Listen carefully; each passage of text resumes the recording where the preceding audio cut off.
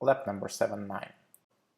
Now it's time to add the bug reporting capabilities in our mobile application.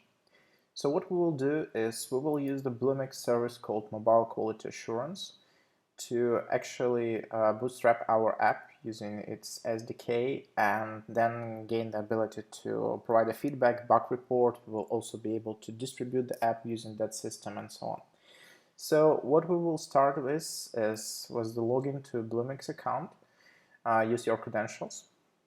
And once you will get inside, we need to go to catalog, and from there we are interested in mobile section.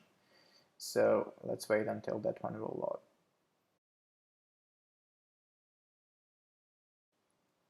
Okay, so as I said, go to mobile section, and from there we are interested in mobile quality assurance service. So we just need to create an instance of that service. So just select the standard plan and click create. So after we got inside our instance, we need to create our first application. So this is like a registration, similar thing we did in MobileFirst Foundation console. So what you need to do is to type any name. So let's go with our AdvancedMessenger here. We need to select the platform.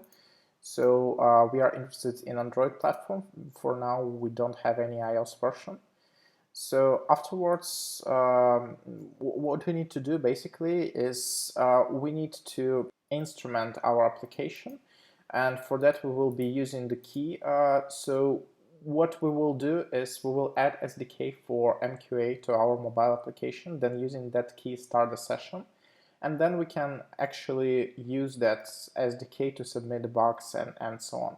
So next step for us will be to grab the proper SDK. Well, basically we have several options here, but because we are doing a hybrid application, and that hybrid application is basically Cordova app plus MobileFirst plugins, it is recommended to go with the last one, Mobile Quality Assurance plugin for Apache Cordova. If we were doing the foundation, meaning using the studio, for example, for version 7.1 development, then it's recommended to download the SDK for mobile platform foundation. Otherwise, you can go with native options, so for example, iOS or Android native SDKs. So as I said, we will go with the last one, and what we need to do is to just download that plugin. So it's about 130 megabytes, so it may take a while. It really depends on your network speed, but for me, as you can see, it's about 20 seconds. So we should be ready to go very, very soon. So now after download finished, we need to basically open one more tab, navigate to our downloads folder. Let's create one more folder, something like MQA. And let's perform unzip of our Cordova plugin MP to that MQA folder. So for that -d and that MQA folder. Okay, let's check. Yep, everything is ready. So now we can close this tab, go back to previous tab, and inside our client-side application, do Cordova plugin add and just put that location. So it's inside our downloads under home folder and then MQA. So basically that was it. We just installed the quality assurance SDK for Cordova, for Android specifically, as the plugin. And next step, which can we do, and this is well described down there in our knowledge center, is to start the session. So basically what we need to do is to open the appropriate tutorial and start the session. There are different options where you can start that session. What we will do is we will start this session right after our init. So somewhere here, let's have MQA init after MFP init completes, and we will define that function here.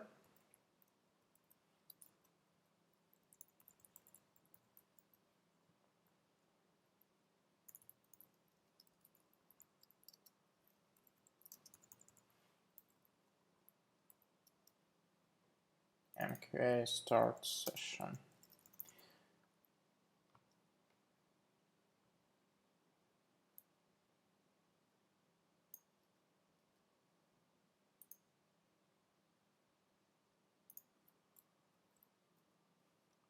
So this is the issue with typings. Unfortunately, quality assurance doesn't have typings yet for Cordova plugin.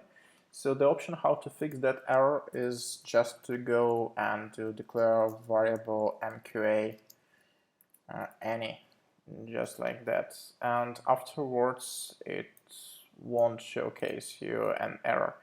So what we need to fill here is we will need to fill params for Android. So mode QA is fully okay with us. We don't need iOS settings here, so we can simply remove that. And basically what we need to do is to put here your application key. So don't use mine, make sure you copy yours.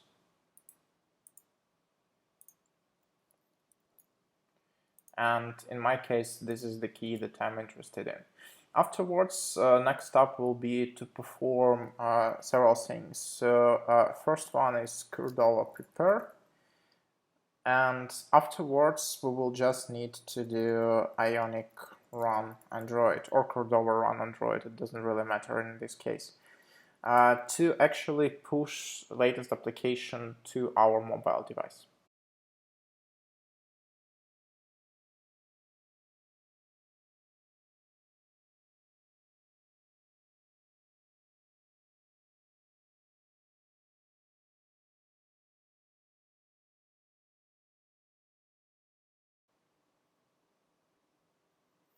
Okay, and now we have our application started. You may notice that we automatically appeared inside another window, which was actually another activity for Android. So here we need to provide our email address. If you want to sign in, you need to provide what you registered on the Bluemix. And afterwards, just click login.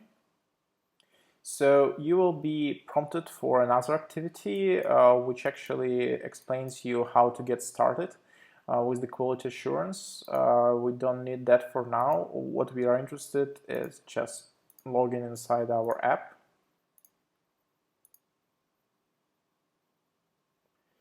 And you may notice that on top in our status bar, we had the sync now with the icon of our app that says tap to report a problem or give a feedback.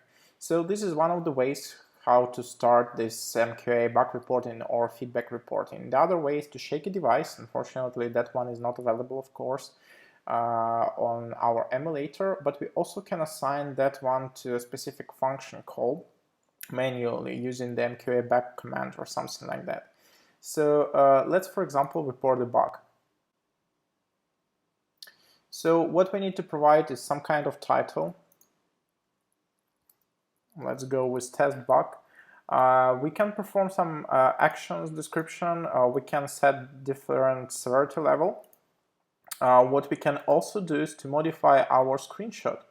So basically what can be done is you can click on screenshot and then draw on it. So saying different things, and after you finished, you can actually click OK. You can set some things to blur, so if you don't want to have your password or username or whatever data shiny there, you can change it to a brush and add some additional stuff and so on. Or of course you can just click OK there, and basically that screenshot will be modified. Afterwards, you can actually set the checkbox to upload only via Wi-Fi connection. We don't need that now. And you can attach some other files, for example, from your gallery, or just click send and wait until your report will be sent to a server. So what will happen on the server side is basically you will be able to see that. Let's refresh this service page, and we should be able to see one bug reported under our application.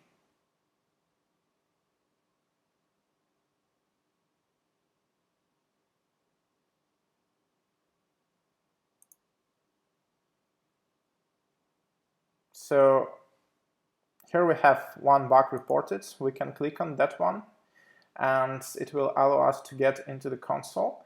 So here you can see that we have our screenshot. We can make it larger, bigger to see what happened. We can click on details to see the full information about our bug, and we can also check the session details, not only the bug details. Here with the session details, we will have some basic information like the version of the app, session start, operator, device, screen size, battery, location, participant, and so on, plus some things that were done when the app started, like the power was charging and so on. If you will have a different screen orientation, it will record the change and things like that. But you can also show initial conditions, which will give you much more information about your screen, about your system, including the information about the storage, including information about unique ID, and much more. So as you can see, a lot of data down there. So this is just the one part of this product. Another part can be used to manage your builds and distribute your builds. So what you can do is basically you can upload the APK file the same way as we did it for a scan in previous labs. You can go to workspaces, to your AdvancedMessenger, then inside the platforms, Android, builds and outputs APK. Upload here your APK file, and you can distribute this app to your colleague, to your own phone, to get it on another device. So what we did just now, we just uploaded the build. We set this one as a default, and next thing, we can register different participants. We can manage some groups. We can add participants, and finally, we can distribute our app. Together with the distribution, we can set some NDA, like non-disclosure agreements. We can type some text there and include the NDA during the distribution. But the generic idea is that we are just selecting what we are going to distribute. We are selecting to whom, either to groups, either just by typing emails down there. It will be also enough. And clicking distribute the app. Unfortunately, our app that we just developed will work only on that machine because it required to connect to that mock server that is running on the same machine, so it won't work with the broad distribution. So we have two options. We have to ability to work with pre-production type of applications, and that is the QA mode and so on. And we also can go with production level, like market level mode, that also have the session feedback and crashes, but as you may notice, they are not equal to each other. So what else you can do is you can actually use very good thing called sentiment analysis. So this is basically for the apps that will be published in the marketplace, in the public marketplace, I mean. So what you can do is you can configure your application in the market and then provide the name of that application in the marketplace to search for. So for example, let's imagine that our app is called not AdvancedMessenger, but maybe Angry Birds or something like that. So let's imagine that this is our app and we've just published it in US market. And by checking that thing, I pretend that my app is that one, I mean Angry Birds. And now what I can do is I can check the what people saying about my app in the market. I can get that analysis in terms of different attributes, pricing, privacy, interoperability, content, and so on. That will be automatically scanned. Your feedback or your users' feedback will be right here. You can search for it. You can view, for example, statistics for content. Let's go with content, and let's go only for a bad rating, for 1-star rating. You can check what people are saying about it, like video ads after every attempt and so on. So you can compare how your application performs comparing to other apps, so who can be the competitor of those Well, nowadays a lot of those, but let's select some dummy one, dash meltdown. You can also see how in general apps perform in a category, and you may notice that Angry Birds nowadays are not doing that good. But anyway, you can do different things. You can see the generic stats, you can see the dashboard of the changes, so you can check how the security was going, or the pricing reviews were going, so the general statistics based on timings and so on. So this is basically what you need to know about quality assurance. And we just reported the bug report, we just checked the sentiment analysis of our app, and we tried to distribute our app by uploading the build. So on this step, our lab is finished. Thank you.